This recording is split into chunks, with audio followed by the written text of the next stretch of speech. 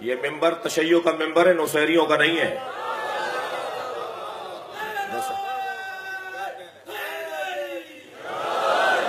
نصیری اور ہوتا ہے، شیعہ اور ہوتا ہے۔ ہم اپنی محنتوں کو ضائع نہیں کریں گے۔ ہماری تو کیا محنتیں ہیں، ہمارے بزرگوں کی محنتیں ہیں، ہمارے آباء و اجداد کی محنتیں ہیں، اولیاء الہی کی محنتیں ہیں۔ امام حسین کے سر کو کاٹا گیا ہے اصلاح لا الہ الا اللہ کی وجہ سے۔ ہم اپنے بزرگوں کی محنتوں کو ضائع نہیں کریں گے۔ یہ چند ناسمجھ لوگ ہیں۔ آج دور مختلف ہے، پہلے بھی نہیں کہنے کی ضرورت تھی، پہلے بھی کہنا یہ جائز نہیں تھا، صحیح نہیں تھا۔ بہت ساری باتیں ٹھیک ہیں، مگر وہ ممبر سے کہنے کی نہیں ہے، وہ مدرسے کے موضوعات ہیں۔ جہاں طالب علم بحث کرتا ہے، دوسرے دن آ کے سوال کرتا ہے، تیسرے دن آ کر بلجھاتا ہے، چوتھے دن آ کے حل کرتا ہے۔ 6 مہینے لگ جاتے ہیں ایک بحث کو سمجھنے اور سمجھانے میں۔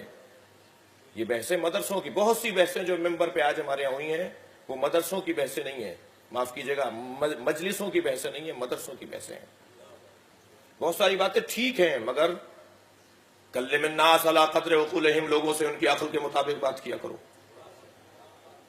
اب یہ تو سامعین کو تو شاید میں محنت کر لوں، مشقت کر لوں، کثرت کر لوں، ریاضت اٹھا لوں تو میں سامعین کو تو پہچاننے لگ جاؤں کہ میں حضرت کو پہچانتا ہوں، میں جناب کو پہچانتا ہوں، مجھے میرا پرانا تعلق ہے، میں تو ان کو خاندانی طور پہ ہمارا واسطہ ہے، لیکن جہاں تک ہماری آواز جاری ہے انہیں تو میں نہیں پہچانتا، تو پھر میں تو ان کی عقل کے مطابق بات نہیں کر رہا۔ اور بہت ساری باتیں غلط ہیں، صحیح نہیں ہیں، بہت ساری باتیں غلط ہیں، وہ ہضم کیے بغیر بتائی جاتی ہیں۔ دیکھیں، جیسے روٹی کے لیے ہاضمہ چاہیے، جس طرح غذا کے لیے ہاضمہ چاہیے، اسی طرح علم کے لیے بھی ہاضمہ چاہیے۔ اور شاید علم کا جو ہاضمہ ہے وہ زیادہ مضبوط نظام ہاضمہ مانگتا ہے۔ صلوات پڑھیں ذرا محمد و آل محمد۔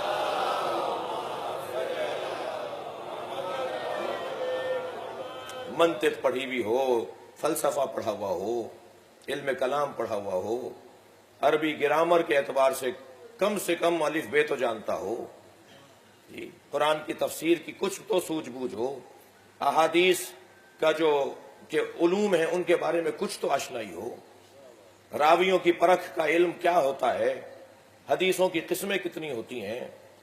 ائمہ نے جب اگر حدیث فرمائی ہے تو ہمیں اس کا جیسے قرآن کے شان نزول کو پرکھا اور دیکھا جاتا ہے، ایسے دیکھا جاتا ہے کہ امام نے کس جگہ پر کن کے سامنے یہ بات کی ہے، ماحول کیا تھا۔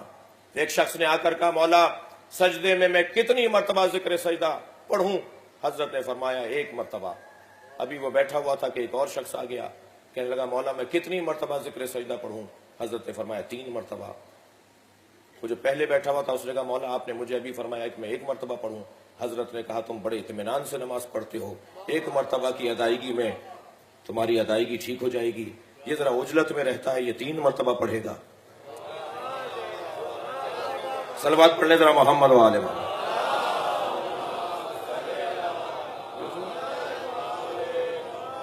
اب جس نے وہ حدیث دیکھی ہے وہ تو کہہ رہا ہے، وہ تو سمجھ رہا ہے کہ جی 1 دفعہ ہی پڑھنا واجب ہے۔ جس نے وہ حدیث دیکھی ہے وہ کہہ رہا ہے جی 3 مرتبہ پڑھنا واجب ہے۔ کون صحیح رائے دے پائے گا، کون صحیح عقیدہ نظریہ بنا سکے گا؟ جس نے دونوں چیزوں کو پڑھا ہو۔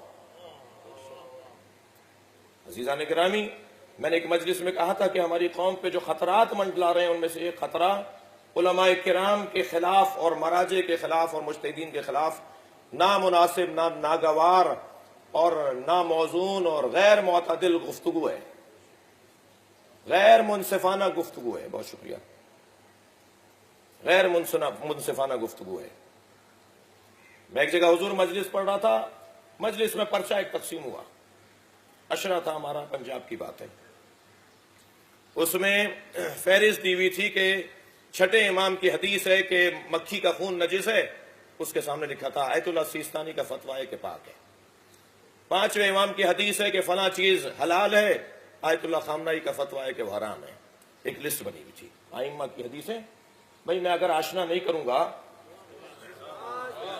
کہ کیا طریقے اپنائے جا رہے ہیں، جی ایک لسٹ بنی ہوئی تھی کہ ائمہ کی احادیث یہ کہتی ہیں اور مجتہدین کے فتوے یہ کہتے ہیں، اور نیچے پھر لکھا ہوا تھا کہ دیکھیے آپ ان کی تقلید کرنا چاہتے ہیں، آپ کو تو ائمہ کی تقلید کرنا چاہیے۔ یہ تو ائمہ کے حکم کے خلاف فتوے دیتے ہیں. بات بڑی سجا کے کی گئی تھی. سادہ ذہن انسان، پاکستان میں اکثریت ویسے ہی عقیدتی تشیع کی ہے، فقاہتی تشیع تو ہمارے ہاں ویسے ہی 20% ہے. جس نے سمجھ کے تشیع کو اپنایا ہو اس کی تعداد تو ویسے ہی ہمارے یہاں کم ہے. اب یہ اتنا سجا کر پیش کیا اور نیچے لکھا نہیں کرو تقلید ان کی، حرام ہے ان کی تقلید کرنا، فلاں فلاں. مگر اللہ نے میری مدد کی کہ اس کے نیچے جن صاحب کا نام لکھا تھا وہ فلمی دنیا کے بہت بڑے صنعت کار ہیں.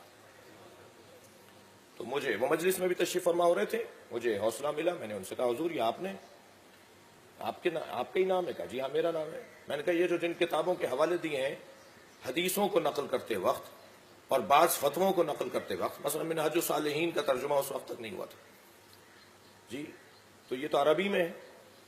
آپ عربی متوجہ ہو جاتے ہیں، آپ عربی پڑھ لیتے ہیں. کہنے لگے نہیں مجھے کسی نے لکھ کے دیا ہے. میں نے کہا حضور جس نے ایک حدیث لے کر آیت اللہ سیستانی کے فتوے کو اس کے ساتھ جوڑا ہے، اس نے ایک حدیث لی ہے، آیت اللہ سیستانی نے 80,000 حدیثوں کو دیکھا ہے. ان کے پیش نظر سینکڑوں حدیث ہیں اس باب کے اندر. آپ نے ایک حدیث کو لیا ہے اور آپ کو یہ بھی نہیں پتا اس کے راوی کون ہے. آپ کو اس سے بھی کوئی غرض نہیں ہے کہ اس کی سند کیا ہے، اس کا حوالہ کیا ہے، یہ نقل کرنے والے نے کہاں سے نقل کیا ہے. کتنا سجا کے کام ہو رہا ہے. توجہ کر رہے ہیں؟ میں کہتا ہوں اگر بات اچھی بھی ہو تو اس سے لینی ہے کہ جو اہل ہو. صلوات ہدیہ کریں محمد و آل محمد.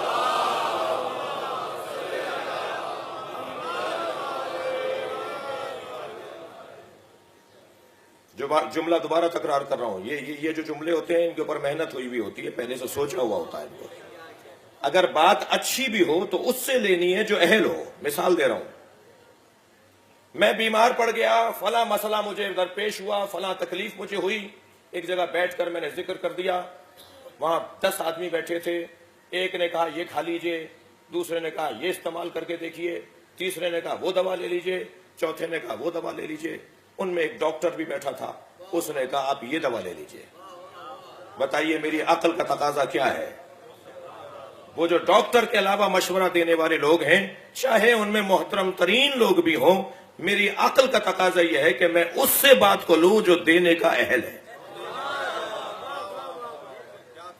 وہ محبت میں ضرور کہہ رہے ہیں، وہ شاید اپنائیت کا اظہار کر رہے ہیں. مجھے معاف کیجئے گا، 2 چیزیں ہماری قوم کو اس وقت مشکلات کا سامنا کروا رہی ہیں. 2 چیزیں. میں بے حیثیت قوم بات کروں گا، کچھ خفا نہ رہیں مجھ سے لوگ.